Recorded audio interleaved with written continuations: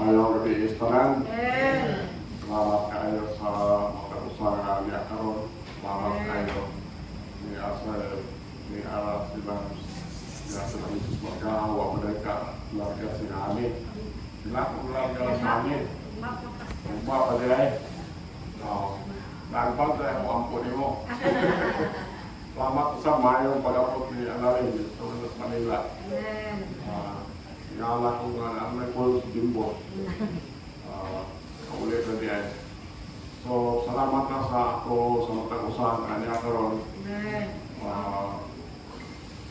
Ako ko malipad yung po ang Ginoo nga rin ang karon sa simba niya. Amen. Okay, so itong dugay, burihan na ito itong Biblia.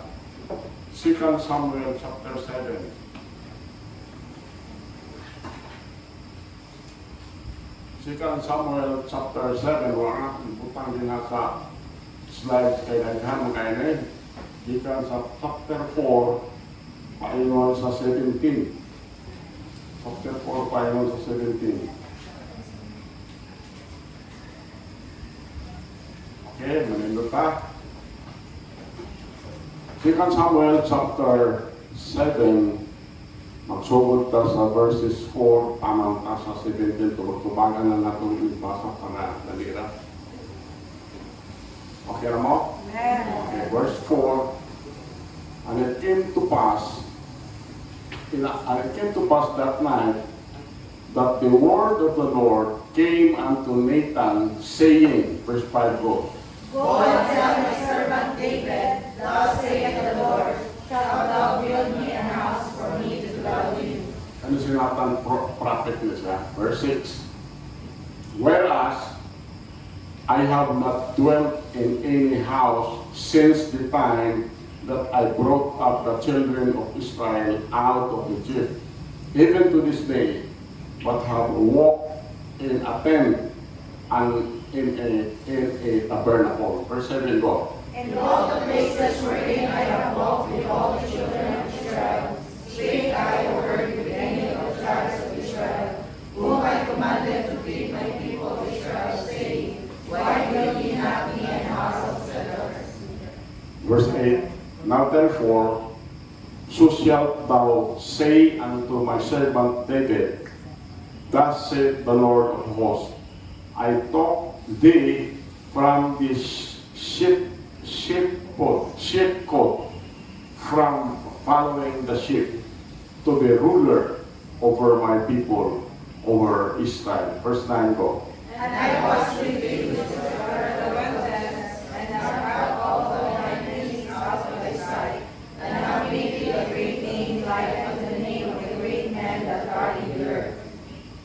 Verse 10, moreover, I will appoint a place for my people Israel, and will plant them, that they may dwell in a place of their own, and move no more, neither shall the children of wickedness afflict them anymore, as before time. 11 go. And as since the time that I commanded judges to be over my people Israel, and have caused thee to rest from all thy enemies, also the Lord judgeth thee that he made thee an house.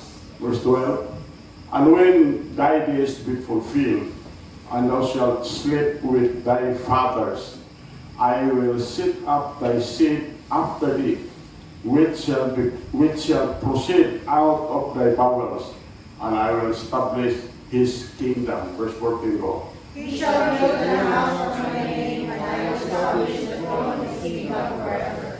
Verse 14, I will be his father, and he shall be my son. If he commit iniquity, I will chasten him with the wrath of men, and with the stripes of the children of men. Verse 15 go. But my mercy shall not depart away from him, as the kingdoms also, whom I put away before thee.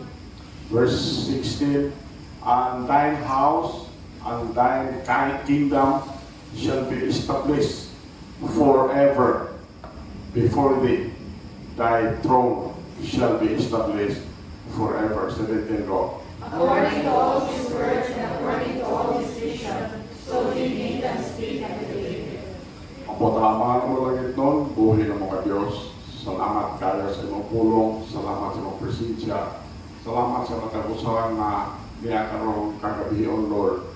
O among salamatan ikaw, Ginoo, tungod sa kasing-kasing na naa sa ila, naa kanila, na musimba sila nila. Merkulis sa kagabi. Mahal mo lang ito, tagay ka ho mga imong pulong, o kamoy pamoy o natabunan kami sa tirino ni mong dugo, kaya mong ulipot, o ang malamak sa lamaan, o kaya kong isusulte, sayo ikaw lang tumahin mo kung wala ikaw. Mano lang ito, kaya mo pagampo, pangalyo po kanin mo, isalig ng mga tanan Jesus Christ, ang butong personal manluwas. Amen. Nagpadayon pa sa series na message, David, the man after God's own heart. So, specifically, ang atong mensahe na kuluhan siya when God says no. Amen. When God says no, part 2 siya. Now, kanina passage na ulat ko ni unsay mga possibility ba sa mga best days in the life of King David. He was the king of Israel. His nation was united and at peace. David was enjoying a time of rest. So, linaw kayo ang palibot niya, united ang iyang mga katawan. So, nagakalipay siya sa panahon na nagapahulay siya after sa mga problema na napugos doon siya na pagdayon sa iyang pagkahari. Alam ni David, kaning mga adlaw na nagpahulay siya, mga panahon niya nga mag-meditate siya, mamalandong siya ba? Mamalandong siya o i-reflect ang mga panalangin sa Ginoo o ang grasya sa Ginoo. So sometimes si David nag-meditate nagto sa Ginoo kung nag-meditate siya sa balaod, dunay damgo na tao siya kasing-kasing nunta o gusto siya nga tarukan o permanent dwelling place ang Ginoo. Mao na ang nasa iyang kasing-kasing. So, mao ang part 1 sa itong mensahe, the desire David experience. Ang tinguha na experience ni David. Part A, it was a good desire. Maayo ito na desire. Samtang si David naglingkod sa iyang palasyo, gibati siya o guilt ba? He felt guilty nga siya nagpuyo sa balay na luxurious kaayo, samtang ang presensya sa Ginoo nagpuyo atong mga luna, atong tent ba, nagpuyo. Muna ang iyahang pagbati ba. Si David nagtuo siya nga ang Ginoo upan sa iyang himaya matagaan yung pagpuloy-anan nga haong po sa iyang pagkahalandon. Haong sa iyang pagkahalandon.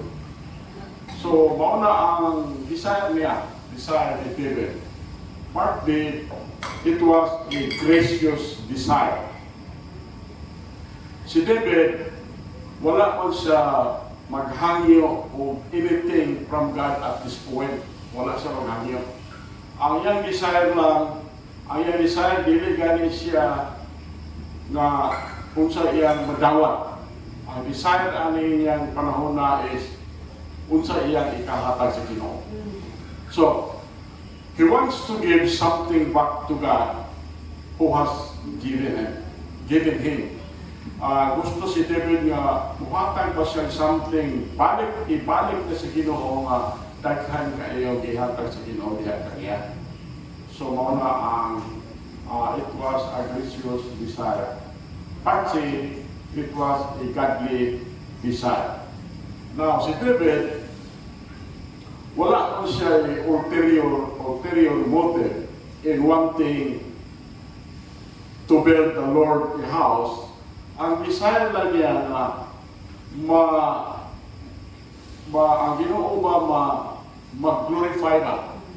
Ang desire niya na mahimaya ang Ginoo, then ang Ginoo matayaan o dako kayong pasilmo. Tinguhan niya, gusto siya na ang Ginoo mapataas ba? Mapataas ang Ginoo, then gusto siya nga ang Ginoo makadawat sa iyang himaya, makadawat sa iyang dungog, o nga angay alang sa Ginoo. So, mauna ang gusto nga tinguha ni David nga naa sa iyang kasing-kasing. Mauna ang atong part 1. Mauna ang atong mensahe karon part 2. The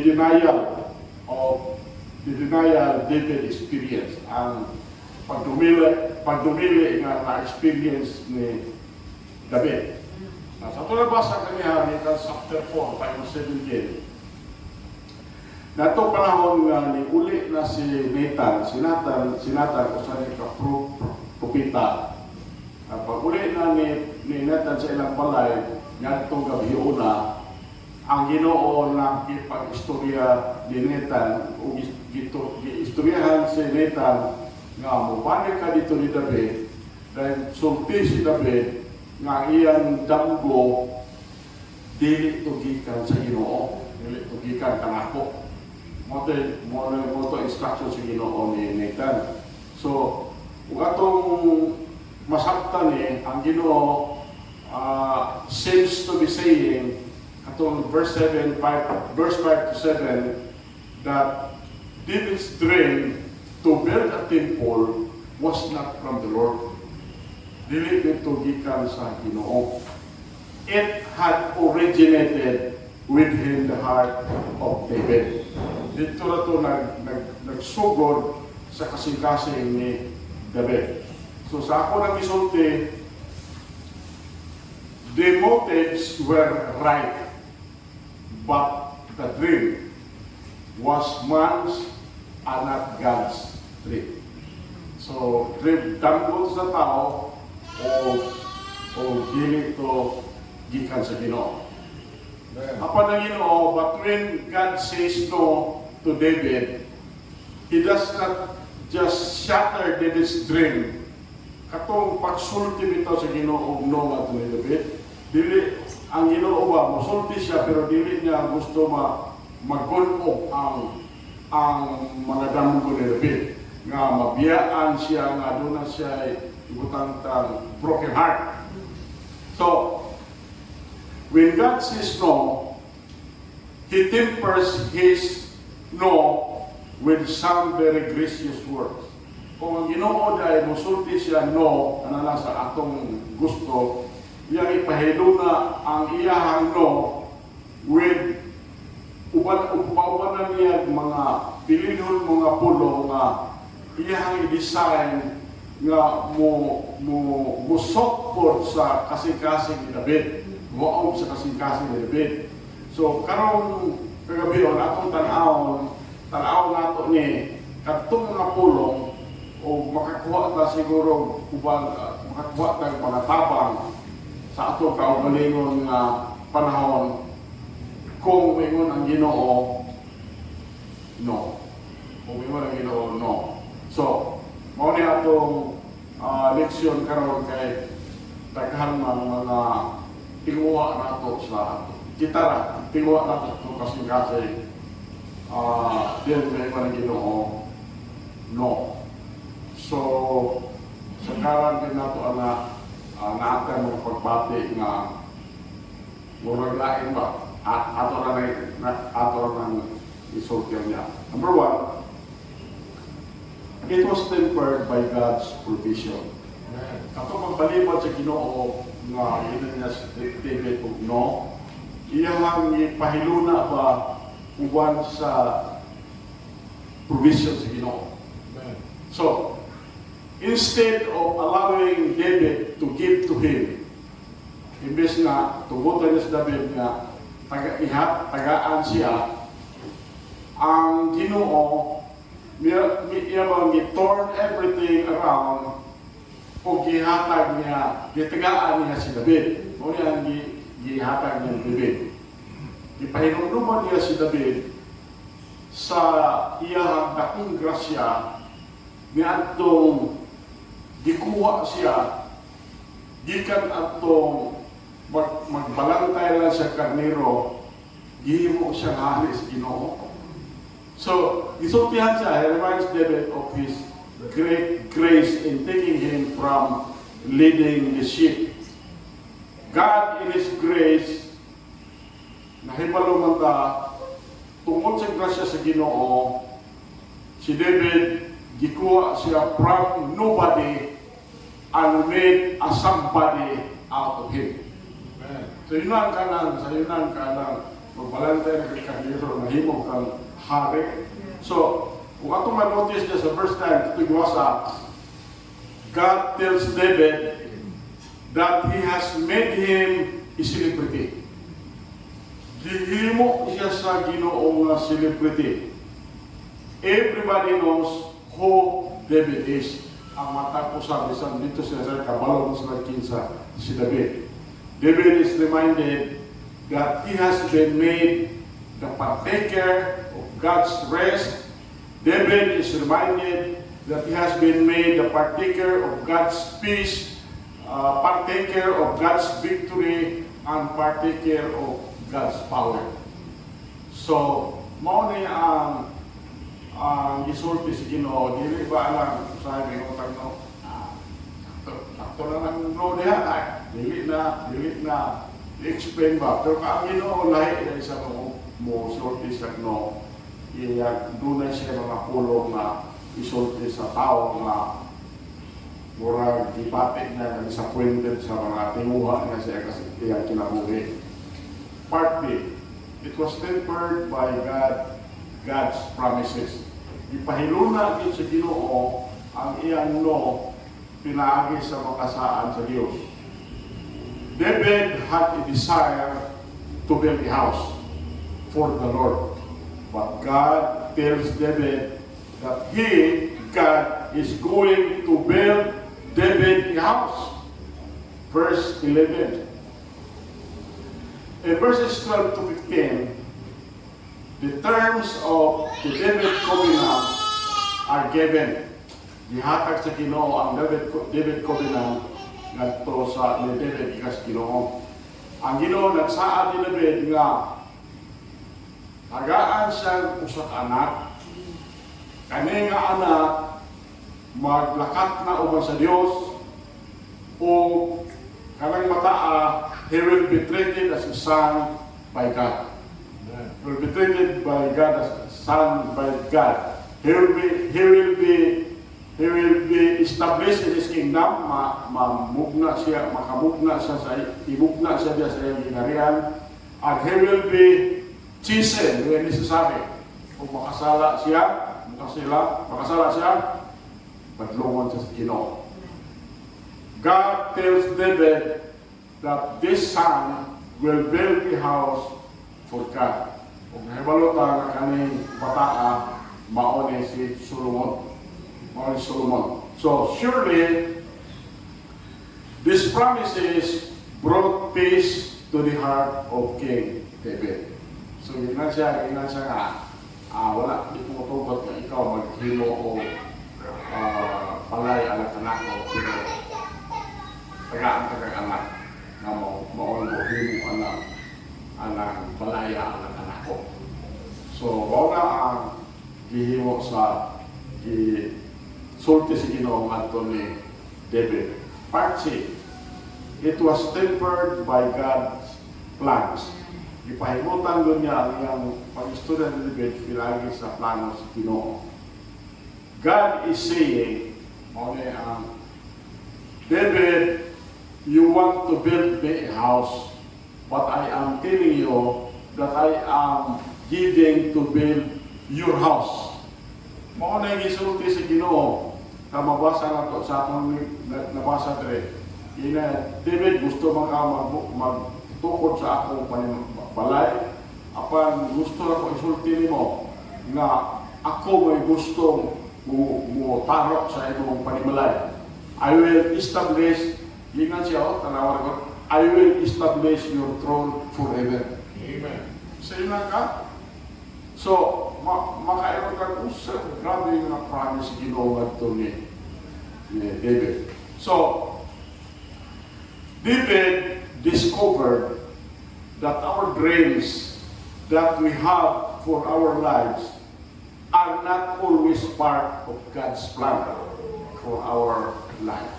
So, mga na-discover ni David, nga ang atong mga damo sa atong kinabuhi, dili kay na kanunay na parte sa plano sa Ginoo alang sa atong kinabuhi. So, kung sa may atong makita ani nga mga bersikulo, sometimes God says no to our dreams and to our plans. When He does, it is not to defeat us or to discourage us.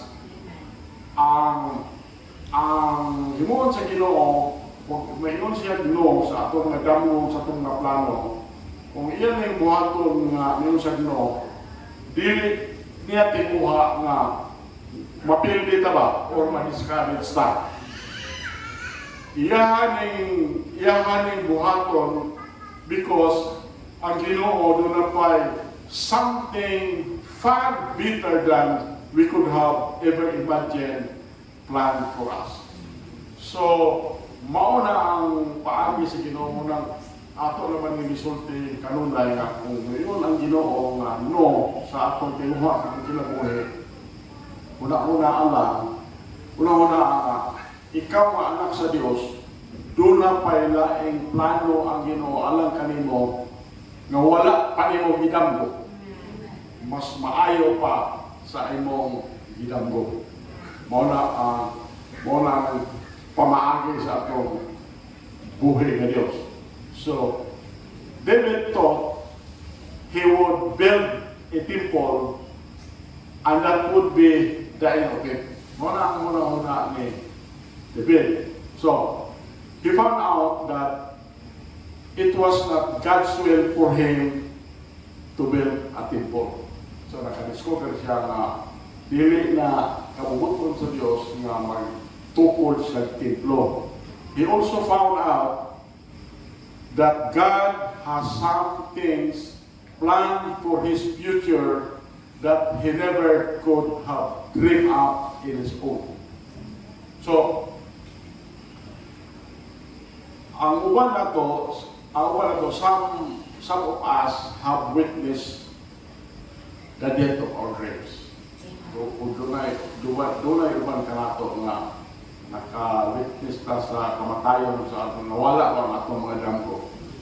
Now, siguro nakabantay ka sa kinabuhi nga nakabantay ka sa imong kinabuhi sa kinabuhi sa uban nga na-alter ang iyang mga plano o ang iyang mga damgo nga itong bata pa siya. Atong bata pa siya, mauni ang iyang damgo. Pero samtang nagatubo siya na wala itong iyang mga damgo. But I think if you will take the time to look at all the Lord has done through your life, you will see that He had something far better in mind for you than you could have ever dreamed up on your own. So, nani, God always has the best plan. Alang sa iyang anak, ang Ginoo, kanunay siya, dunay maayong plano, diha kanina. Tunay, usan niya kasugilanon. So, kasugilanon din siya. In Scotland, a family by the name of Clark, dili yun fixed istorya, kaya naamon yung ngalan. Sa Scotland na pamilya, doon ang ngalan dito Clark, doon na siya damgo. Siyang nga husband o ang iyang asawa uban sa iyahang siyam kabuk anak, gusto sila mo immigrate dito sa United States. Gusto sila ba dito sa United States. So, para paghimo ay lang damgo in reality, nilipasok yun sila. They scream na kanabang kanang imbis mo palit ka karne, mo isot palit lang ka ulinaw, siguro. Nagkuhan ka ba? Para makasave ba? So, finally, they managed to accumulate enough money and obtain the paperwork they needed to take the trip and begin a new life in a new land. So, maglipay na sila, kaya na sila kwarta. Dayon, katong mga kinahanglan lang siguro, mga passport, na siguro paperwork, na kinahanglan nila sa ilang trip. Aron, bato sila sa Amerika, magsugod sila sa bago nilang kinabuhi na itong pag-umayapan. Doon na sila ship reservation. Nagpa-reserve sila sa barko na sa ilang pagsakay. Nag-reservation sila kung ang pamilya maagod lipay kung kayo sila. Perti yung lipay, static, matulpas na story. The family was static. Then, sa kasagaran doon na hitabo, doon na tragedy na hitabo. 7 days before they were to leave, 7 days dito kaadlaw sa dili pa sila mulagka, ang iyang pinakamahuran nga anak, gamay nga bata, gipa akong iro was bitten by a dog. Now, ang bite kuno sa iro, dili yung kuno kay serious, gitahe lang to kuno, gitahe sa doktor, katong sama sa bata, kay dili man kuno kaayo dakwang samad. So, pero ang tragedya to kay ang doktor naghang siya og yellow sign dito sa puntahan sa balay ni Clark. Kana yellow sign dahil nga iputang nga warning na everybody to stay away. Kaya doon ay possibility nga a very small chance that the boy had contracted rabies from the bite of the unknown dog. Ang nakapaak dahil niya, wala na may bali itong iro ako, sorry. Wala na may bali, prosecution ba, wala ba, mauna ang nakapaak na iro. Then, ang katong barko, wala ka na for a week. Wala ka na. So, ang pamilya, gi-quarantine sila for 2 weeks. Tungod ato. Quarantine sila for 2 weeks. So, they would have to stay behind samtang ang ilang barko o ang iyang mga damgo nga mula ka naman ang barko, makita na lang niya ang barko nga kana lubot na lang makita ba? Makita na lang yan. Nalarga na ang barko. So, katumamahan si Mr. Clark na mura na ay iyang kasuko ba? The father outraged at what he felt was the unjust, unfair hand that he had been dealt. Went down to the pier to stare at the ship sit out. So, kapo si Mr. Clark, murag na sa kasuko sa iyang kasing-kasing yung pagbati nga murag na ay unjust, na ay unfair, nga kamot, nga iyang giatubang. Then yan, ito na lang siya dito sa pantalan, iyahan na lang gitanaw ang barko na nilaga. Sabi mo, suko siya sa Ginoo. Masuko niya siya, furious at God. Frustrated kaya siya, kaya frustration sa iyang anak. Hilak siya dahil nanunglo. Hilak siya rin, nanunglo. Dayon, uli siya na murag uli siya na bukat kay ang tiil ba? Tungod sa ang pagpati ba, murag foul mood. Kana mood kita murag may gana, tapos bugot na nasa. So, nagpalayo siya, he stayed that way too. Then, pipila ka adlaw, human katong vessel nga nimbiya dito sa pantalan. Nakakuha siya mga balita nga atong April 15, katong very ship nga iyang sakyan nga mautay mudala nila sa pag-ong kinabuhi, nanunod.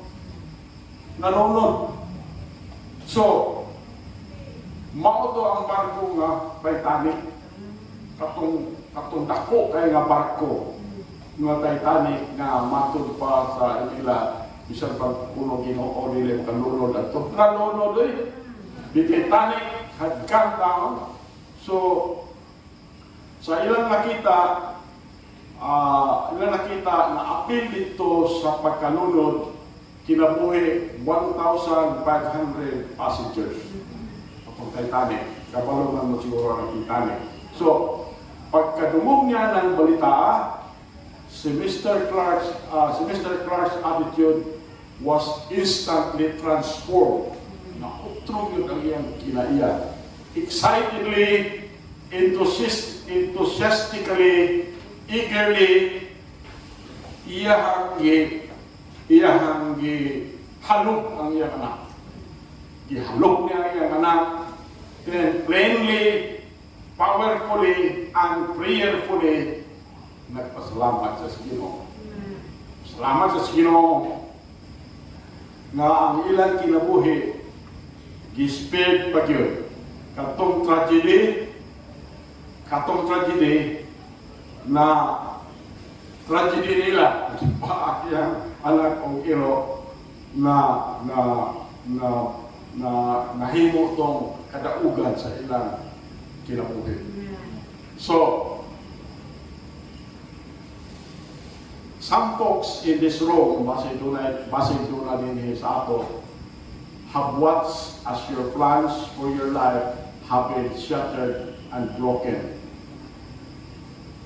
You have wondered ba, ngano ang Ginoo ni-refuse man nga gitugutan ka pag tanaw nga ma-fulfill ang atong mga damgo. Maybe ma-disappointed ta with the way your life has turned out. But let me challenge you. Ako kang i-challenge to look at what the Lord has done for you. Kung mauna mahitabo sa iyong kinabuhi, ako kang i-challenge na tanawa ko no, unsay nahimo sa Ginoo diha kanimo. You may not have gotten all you wanted out of your life. Wala yun siguro nimo makuha ang tanang gusto nimo sa iyong kinabuhi. Pero mangutana ka ang Ginoo ba? Naghatag ba nimo daghan ba nga mga butang nga imong nga imagine? Sa ato lang kaluwasan, sa ato lang nag-save ko sa Ginoo.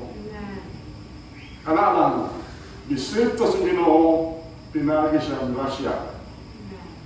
Wala ba niya gamita ang imong kinabuhi to accomplish His will in the world? For example, ikaw nga ginikanan, gigamit ka na save ang imong anak. Ikaw ginikanan, gigamit ka, nakagraduate na imong anak. Grasya na sa Ginoo. Grasya na sa Ginoo. So, dunay mga upan nato diri nga naka-encourage ka sa preacher sa gospel. Ang mo lang pag-anhin din aning pagsimba, dili lang po musulti lang ko ni tinuod nga di ba mo makita ang ako kasing-kasing, pero Nalipay ko nga niya amo diri. Nalipay. Sa'yo na ka, ikaw gigamit ka sa Ginoo, mapataas-taas kung kinabuhi. There is no higher honor. Some of you have been privileged to teach children who are now God-living and women. Doon na, kanang website na akong gikuhaan sa pangalan na The King is Coming, The King is Coming. Ang website, ang tagiyan niya si Dr. Ed Henson. Dr. Ed Henson. Dayon, ang yang ginikanan, matod pa niya, ang yang ginikanan, unbeliever. Dayon sa tabok sa ilang balay, doon naman po nag-missions conference sa simbahan. Nagtuko baptist siguro. Gingan siya na ato dito. Gamay pa sa mata. Gamay pa siya. Ato dito. Apil dito. So, nag-ato po kuno siya. So, apil siya dito. Apil siya sa mga bata na. Pagulit niya. Tingnan niya yung ikanan na ginawak niya lang ko sa Jesus Christ na kumbukto personal magluwas. So, kung na to, sige na siya atin o Sunday school sa mga bata.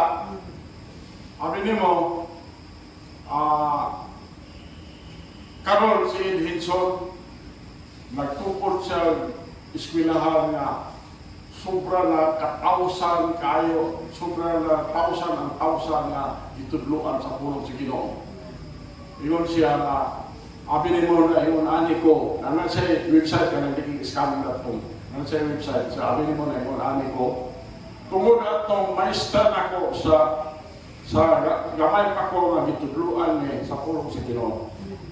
Ingon siya, nakuha siguro itong reward itong maestrahan. Nakuha siguro itong reward sa langit itong maestrahan kay siya nga yung pupil kanina ito, tako na kay puluhan itong sa Ginoo. Tungod lang ito. So, kami atong sa school teacher dire sa mga kabataan, tutlo sila ng bata, wala mo mahebalo sa mga tabo ang mga bataan o mga lalaki. So when God says no to your dreams and plans, it is because He has something far better in mind for you. Amen. Mauna na asa. Naoge na ang plano sa Ginoo alang sa iyang anak. Mabito na naulihan na pagitaw sa pantuko na po ano ni Asya na pimpin niya ang conviction. So, naulihan na ko ng basis. Base, ang Ginoo, doon na yun na siguro plano alang sa kung isoko niya na pwede ang conviction. Ang tanang napili. So, para maulihan na taba. Palikor ako, when God says no to your dreams and plans, it is because He has something far better in mind for you. Now, so this was David's discovery. Mao na ang diskubrihan ni David. This was the experience of the disciples. Sabi niyo ang mga disciples na nato, naguna-huna sila na ilang mga damgo, wa na yun, shattered na yun ilang damgo katong panahon na si Ginoo namatay dito sa cross. So, this one found out that God has something far better in store for them. So, bisan pas kinabuhi ni Paul, atong sahon ng kinabuhi ni Paul, yung nariyo, tanawala atong sahon. 2 Corinthians 12:7, kamay basa na, verse 7, read. Unless I should be exalted above measure through the abundance of the revelations, there was given me a thorn in the flesh, the messenger of Satan to buffet me, lest I should be exalted above measure. Verse 8, Lord. For this thing I besought the Lord Christ, that it might depart from me. Verse 9, go. And He said to me, My grace is sufficient for thee, for my strength is made perfect in weakness. Most gladly, therefore, will I have glory in my infirmities, that the power of Christ may rest upon me. Verse 10, go. Therefore I take pleasure in infirmities, in reproaches, in necessities, in persecutions, in distresses for Christ's sake. For when I am weak, then I am strong. May tabo ni Paul. So, mauna ang last slide, conclusion. The Lord always has with His plan. Amen. Una gid kanunay bayong plano nino sa iya mga anak. Yun yung tao ang puta. Paano na langit nun, buhi mo ka Diyos. Salamat sa imong mga saan dili ka lang amahan. Salamat Diyos pagtulungan sa kinabuhi ni David na wala mo siya tuguti pag-talo o tiplo alang kanimo. Apan ikaw liban-liban ka Lord upan sa mga ulo na nindot ka sa kasing ni David. Amahan, ang mga pangamoyo na kami usab una po may mga damulor, mga plano sa mga kinabuhi. Kung dili na mo ma-accomplish Lord, dihatag ka lang mo ang mga katarungan na amahan na sa gihapon malipay ni amahan uban kanimo. Diyos ka langit nun, tinamong pag-ampo, pangalipok kanimo, gisalig na mga tanan Jesus Christ, ang mabutong personal ng gawas. Amen. Okay.